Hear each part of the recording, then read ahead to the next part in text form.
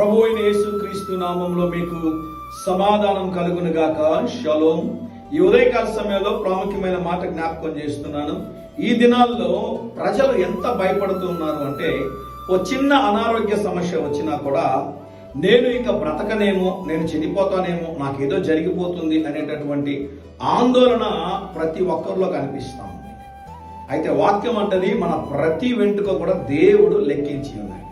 దేవుని యొక్క చిత్తము లేకుండా, దేవుని యొక్క అనుమతి లేకుండా ఏది మనకి సంభవించదని దేవుని సేవకుడుగా తెలియజేస్తాను. ఈరోజు ఒకవేళ మరణ పడకలో మీరున్నారా, హాస్పిటల్లో మీరున్నారా, అనారోగ్యంతో మీరున్నారా, అయితే మీకు ఒక శుభవార్త. దేవుడు మీకు ఆయుష్ని ఇవ్వబోతున్నాడు. దేవుడు మీకు ఆరోగ్యాన్ని ఇవ్వబోతున్నాడు.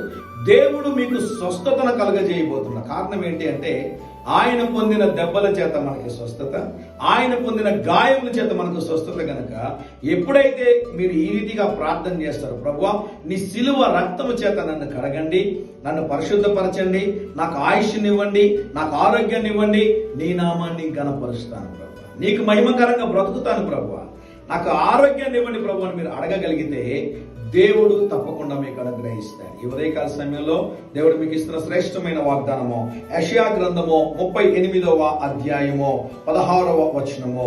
నీవు నన్ను బాగు చేయుదవు, నన్ను జీవింపజేయుదవు. రెండు మాటలు, నీవు నన్ను బాగు చేయుదవు, నీవు నన్ను జీవింపజేయుదవు. దేవుడు మిమ్మల్ని బాగు చేయువాడు, దేవుడు మిమ్మల్ని స్వస్థపరచువాడు, దేవుడు మీరు జీవించడానికి సమాధానకరమైన దినములు దేవుడు అనుగ్రహిస్తాడు. ధైర్యం తెచ్చుకోండి. ఈరోజు దేవుడు చాలా బలపరిచే మాటలు మాట్లాడాడు కదా, మీకోసమే సూటిగా తేడగా దేవుడు మాట్లాడతాడు. ధైర్యంగా ఈ దినాన్ని ఎదుర్కోండి. దేవుడి సన్నిధి మీకు తోడుగా వచ్చింది కాక. ప్రియ పరలోకపు తండ్రి, ఈ దినం మా ప్రియులు తలపెట్టే కార్యం అంతటిలో జయమును అనుగ్రహించుమని యేసు నామములో ప్రార్థిస్తున్నాము తండ్రి. ఆమేన్, ఆమేన్.